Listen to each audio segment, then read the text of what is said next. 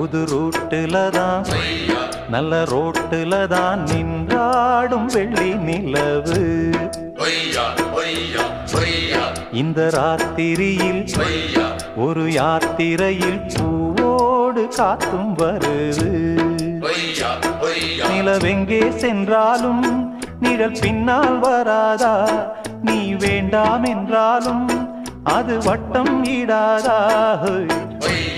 புது ரூட்டுல தான் நல்ல ரோட்டுல தான் நின்றாடும் வெள்ளி நிலவு.